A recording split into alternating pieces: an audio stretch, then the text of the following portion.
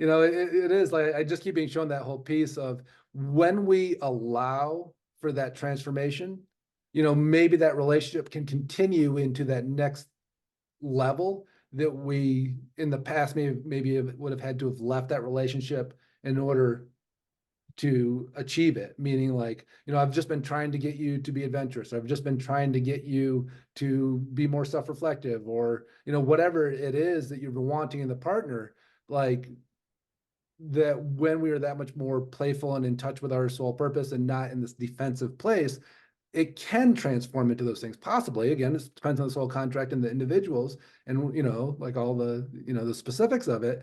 But I think that what we're going to find is relationships are, and I think we see this a lot now. Relationships can be so much more transformative. And it used to be like if one person grew, the relationship was probably going to end. And now we're seeing a lot of people growing. And sometimes they grow apart, sometimes they grow together, sometimes that, they take some time apart and come back together. But it really is about, can this relationship transform into what I need it to be? And that requires both people to be willing to do that. And I think we're seeing more and more of that.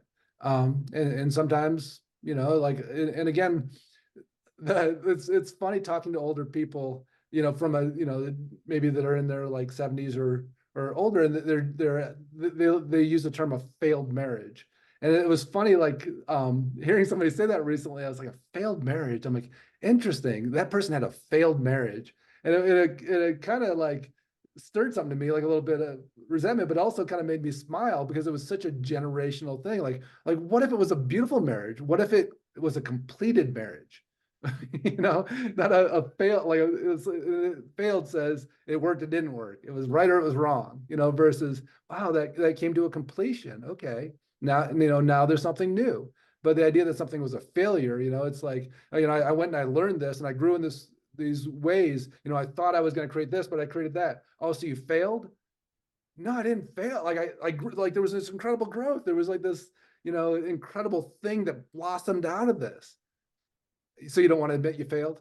And it's just old thinking, right? And I think that paradigm, to hear a person who's from a different generation talk about it from that perspective versus somebody who's in a more dynamic, growth-oriented perspective, like it shocked me when they said it. I was like, oh, I forgot about that perspective. Like it just popped in. I was like, wow, okay, that's right.